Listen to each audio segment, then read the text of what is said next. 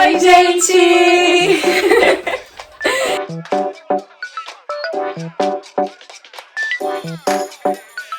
Estamos aqui para um vídeo super polêmico. É muito pouco falado nesse mundo das mulheres. Se você é homem, esse vídeo é pra mulher, tô avisando. Eu tô aqui com a minha amiga Giovana. Olá! Se apresenta um pouco pra gente, Gi. Eu me apresento. Gente, eu sou a Giovana, estudei no seminário Bíblia Palavra da Vida com a Bá. A gente se conhecia há um tempinho já. E ela me chamou pra fazer esse vídeo sobre esse assunto super polêmico. E eu, pelo menos, tô animada. Ah, eu também tô muito animada. Eu já falei aqui nesses vídeos que eu sou meio, às vezes, umas ideias meio louca.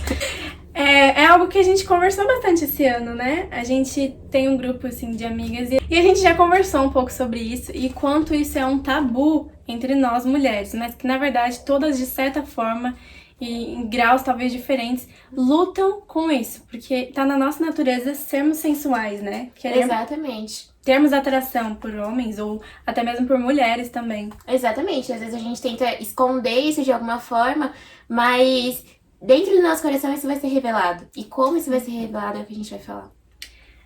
A Gi é um exemplo de amiga pra mim. A gente tem criado uma amizade muito legal, assim. Sim, é meio que um é discipulado nossa amizade, né? É verdade, uma discipula a outra. Sim, tem sido muito bom. E eu trouxe ela também porque eu quero, não só eu falando, mas mostrando, assim, como nós temos histórias totalmente diferentes. Somos pessoas muito diferentes, ao mesmo tempo muito iguais também. É verdade, em alguns aspectos. Mas nossas histórias de vidas, as nossas dificuldades também são muito diferentes nessa área. Mas nós vimos que, tipo, a solução é a mesma, é a Bíblia. E a gente queria conversar um pouco com vocês. Então, por isso que ela tá aqui, pra gente conversar, porque é um papo de mulher. E é um papo legal que também você pode ter com a sua amiga. Levantar esse assunto com as suas amigas e uma ajudar a outra. Assim como a gente tem também feito. Exatamente. Vocês nunca vão estar sozinhos, gente. É ótimo. Sim. E vocês vão ver que vocês não são as únicas, pelo contrário, é muito mais normal, mas não deveria ser normal, mas é muito mais ocorrente do que vocês imaginam. Bom, a gente vai falar um pouco agora sobre o que é a imoralidade sexual. É muito ampla, então, se você tem qualquer tipo de dificuldade, seja menor que seja, em pensamentos, ou até você tá envolvido, tá no lamaçal de pecados de imoralidade sexual, esse vídeo é pra você. A gente vai falar um pouco aqui sobre as definições de fornicação, pornografia e imoralidade. Eu nunca tinha parado pra ler, e eu li aqui pra Gi, ela também nunca tinha parado pra ler dessa forma. E eu peguei da internet, eu peguei de um dicionário da internet, e é muito interessante como eles definem. Parece que é até algo meio que bíblico, né? Assim, a definição do mundo é muito mais bíblica do que a gente imaginava. Exatamente, já dá todas as bases que a gente precisa, na realidade a maioria das bases, para que a gente possa saber que isso é errado, que isso é ilícito e que a gente não poderia fazer. E é muito mais, por exemplo, restringe muito o que não é pecado, né? Exatamente. E com certeza, diminuir com todo nicho que vocês acham que não é pecado, diminui, porque a gente vê que fornicação, imoralidade, pornografia tá muito envolvida no nosso mundo. E a gente deveria evitar essas coisas. Então, talvez pra vocês seja um pouco chocante isso também. Porque você pode imaginar que você nunca viu pornografia, que você nunca fornicou, quando na verdade você já viu pornografia e já fornicou. Sinto lhe dizer. Bom, vou ler a primeira definição aqui. Então, fornicação é um ato de fornicar, prática sexual, coito, ato sexual que não é entre cônjuges, o pecado da luxúria, pecado da carne. Eu acho que nessa definição, principalmente nessa última, pecado da carne, é exatamente o que a Bíblia define. São pecados da carne. A nossa carne ela é pecaminosa e a Bíblia ela fala isso. A gente vai ler depois uns textos pra vocês. Mas é realmente algo que tá dentro da gente e que a gente tem que tratar de alguma forma. E fornicação, essa definição, eu tava até falando pra Bá antes da gente fazer o vídeo que eu acho que eu não sabia exatamente o que era, né? E a gente até ficou surpresa porque eu achei que era só prática sexual ou ato de fornicar, mas é muita coisa. Esse pecado da luxúria eu também não sabia. E é uma coisa que eu acho muito relevante. Sim. Então, qualquer ato sexual que não seja entre marido e mulher é fornicação. E eu e a Gi também tava conversando sobre o que é, então, o ato sexual. Porque muitas vezes falam, não, eu nunca forniquei, mas vamos pensar. O ato sexual não é só, necessariamente... Falei que esse vídeo ia ser polêmico. Aguentem. Tudo começa muito antes. Eu perguntei pra Gi, qual que é o primeiro ato pra você começar as preliminares do ato sexual? Beijo. Todo mundo tem que concordar com isso. Tudo começa no beijo. A maioria dos cristãos consideram que beijo não é pecado no namoro. Mas tudo começa no beijo, né? Exatamente. Tudo que a gente começa a pensar a partir do beijo... Ou até mesmo antes do beijo, né? Exatamente. Às vezes a gente quer tanto beijar, mas não porque a gente quer beijar, mas pelo que a gente realmente quer. Exatamente. Exatamente isso. Às vezes você nunca teve o ato sexual, mas você teve as coisas antes. Talvez você teve mão, talvez você teve boca. Enfim, então tudo que tem a ver com o ato de prática sexual, que não é entre casais, é fornicação. Então fica aí pra vocês pensarem ou repensarem se vocês consideram ou não o beijo como pecado no namoro. É lógico que tem uma coisa que a gente já percebeu, que se você não quer beijar no namoro, gente, não tem como ter namoro longo. Deus criou, sim, esse desejo entre homens e mulheres. Exatamente. Mas pra ser satisfeito no casamento. Então... Não tem por que a gente ficar adiando uma coisa se você se pondo tem em certeza. risco, né? Exatamente, exatamente. E a atração, eu acho que é bom a gente ponderar isso, que a atração física ela é muito importante no relacionamento e ela não é pecado. A gente sabe que muitos relacionamentos eles têm problema porque a pessoa não tem atração. E a atração em si ela não é pecado. O pecado é o que você faz a partir dela. O pecado é o que você pensa ou o que você planeja a partir dela, fora do seu casamento. Achei legal que você falou que é o que você pensa, né? Exatamente. Mas não adianta você só não ir até os finalmente. O que você pensa com relação à pessoa que você tem atração é pecado. Então, às vezes, você tem um namorado ou um crush. Se você tem atração por esse crush, mas você não controla os seus pensamentos, você também tá pecando. Exatamente. E, né, a gente até tava falando antes da nossa gravação, quantas vezes a gente muda de crush no ano? Né? Sim. E crush é uma coisa muito não palpável, assim. Então, quanto você já não pecou? Exatamente. Na sua mente. Eu tô inserida nisso, a Bá também, então a gente não tá jogando isso na cara de vocês. Sim, tudo isso que a gente tá falando não é porque a gente é exemplo. Não somos santas, mas nós enxergamos algumas verdades bíblicas e que achamos muito importante compartilhar com vocês algo que nós temos aprendido, que Deus tem lidado com a gente. Né? Exatamente. Agora eu vou ler a definição de pornografia. Estudo ou descrição da prostituição. Descrição ou representação de coisas consideradas obscenas, geralmente de caráter sexual. Qualquer coisa de cariz sexual com intenção de provocar excitação. Ação ou representação que ataca ou fere o pudor, a moral ou os considerados bons costumes. Pesado. Que quando a gente pensa em pornografia, a gente vê uma imagem de assim, vídeos proibidos com sexo ilícito. Mas a gente lendo aqui, não é isso que é pornografia. Eu tava falando também com a Gi, que aqui fala sobre geralmente de caráter sexual. Então nem tudo que é pornografia necessariamente tem cenas de sexo. Então, as coisas consideradas obscenas são sim pornografia, o sexo explícito é pornografia, os filmes que contêm cenas, sejam eles considerados pornográficos ou não, são pornografia, mas tudo aquilo que tem intenção de provocar a excitação, vai sim ser uma pornografia. Então, eu tava falando com a gente, quantos filmes, desde da nossa adolescência que a gente assistiu, não nos levaram a ter desejos sexuais? Muitos, mesmo aqueles teens agora estão lançando vários teens, né?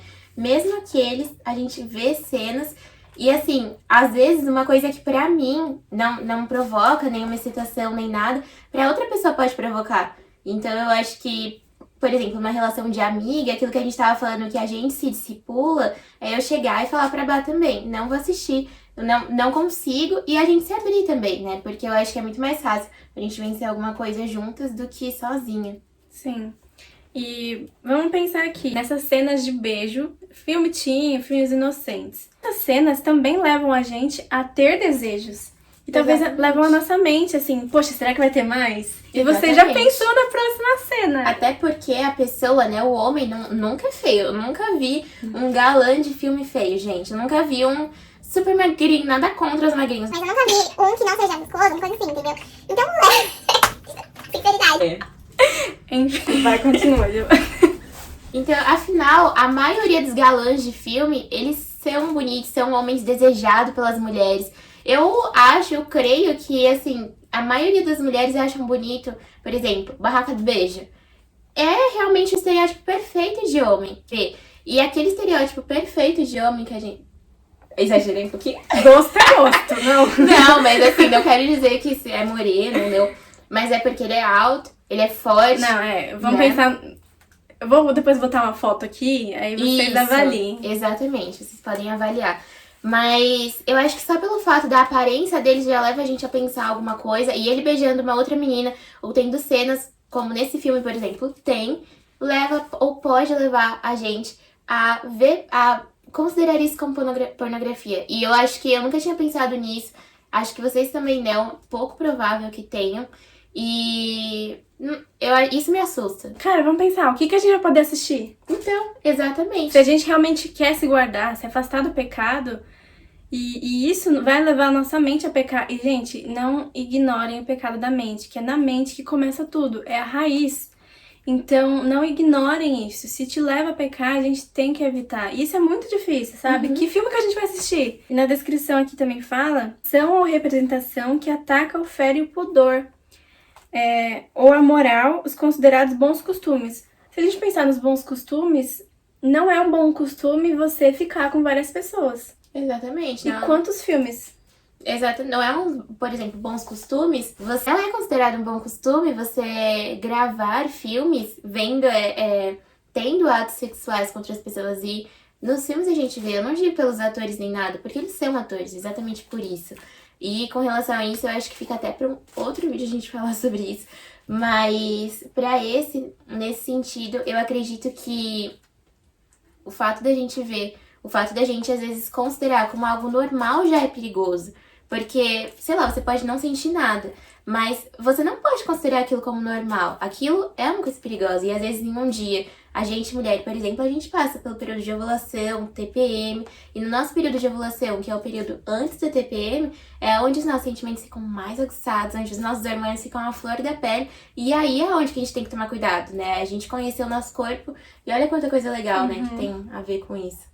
Então, acho que, resumindo, pornografia, eu acho que é toda ação ou representação que fere os bons costumes, que fere o pudor. Gente, seja livro, seja revista, seja imagem, seja tipo tudo que fere o pudor, que fere os bons costumes, ou que tem caráter sexual. E lembrando que caráter sexual não é só o ato explícito de sexo, não é só a penetração. Começa muito antes, é a pornografia. Então, fica aí no ar pra você pensar o quanto nós assistimos pornografia como cristãos e o quanto a nossa mente, quanto a mente dos cristãos ao longo dos anos já está cauterizada para filmes. Exatamente, eu acho que também é o que a gente pensar, né, pensar o que é o beijo pra você, o que significa isso, sabe? O que significa um simples abraço, o que significa ver essas coisas, o que significa, sei lá, ver preliminares em um filme ou algo do tipo, pra você. Pra mim significa algumas coisas, pra Bá outras, e é uma coisa muito pessoal, né, pra gente se perguntar. Aí, pra fechar, a definição de imoralidade. Não respeita a moral vigente, ausência de moralidade, despudor ou indecência, comportamento devasso ou libertino, desprovido de moral. Então, tomar cuidado na maneira que a gente veste, na maneira que a gente fala, que a gente pensa também, pode ser considerado imoral. E uma coisa agora que eu acabei de pensar é sobre o nosso olhar. Mulher, eu até falo com a minha mãe, a gente brinca isso, mulher é um bicho terrível, né? Então, o nosso olhar, ele já diz muita coisa, sabe? Às vezes o fato de você tentar seduzir alguém, você nem sabe se aquela outra pessoa é casada também, imagina. Aí a gente cai na fornicação, por exemplo. Então você tem que tomar cuidado com todo tipo de coisa. Eu sei que é muita coisa pra gente pensar, é muita coisa pra gente absorver, mas todo cuidado é pouco com relação a essa área. Sim. E algo que a gente estava conversando um pouco antes é o quanto nós, mulheres, temos a tendência a gostar de ser sensuais. Gente, a mulher, gente, ela por natureza, ela quer se sentir desejada, ela quer se sentir sensual. Isso é ruim? Não. Se for pro seu marido, se for usado a sua sensualidade pro seu marido dentro do casamento. Fora isso, gente, é muito difícil, mas nós deveríamos guardar e tentar ao máximo não exalar sensualidade, né? Exatamente. A gente até tava conversando também que a sensualidade, ela foi alguma coisa, ela foi algo criado por Deus. Então, no princípio, era uma coisa santa, era uma coisa separada, né? Santo significa ser separado para Deus. Mas isso não significa que a gente tem que colocar a sensualidade em prática antes do casamento. E eu acho que também o mundo não tá preparado para isso. Por exemplo, é muito difícil você achar uma roupa bonita, hoje em dia, que não seja sensual. Que não mostre suas curvas, que você não se sinta, tipo... A transparência, assim, É. né?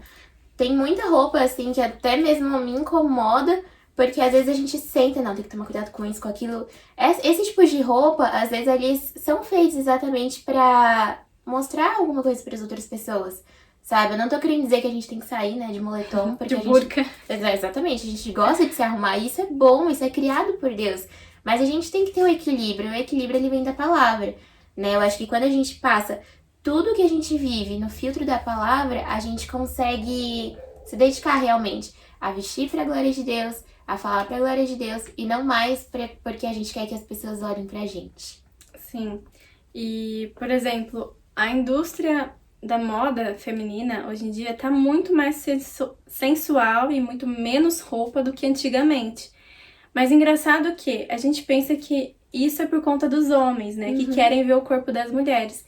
Quando, na verdade, quem lutou por isso, por usar roupas curtas, decotadas, enfim, foram as próprias mulheres. Exatamente. Como isso tá na nossa essência, né? Na nossa carne, o desejo de ser nosso desejo de ser desejada, né? A mulher não se veste para homem, a mulher se veste para ela mesma. Ela gosta de se sentir desejada ou se sentir superior à outra.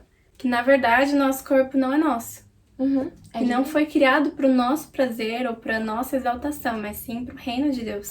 Exatamente. Tudo foi criado para ele, tudo deveria dar glória a ele, não dar glória a nós mesmos. Por mais que você tenha um corpo lindo, bonito, o seu corpo não deveria ser exaltado, e sim mostrar a glória de Deus. Exatamente. Gente, como o vídeo ficou muito grande, Se preparem que semana que vem vai ter a parte 2.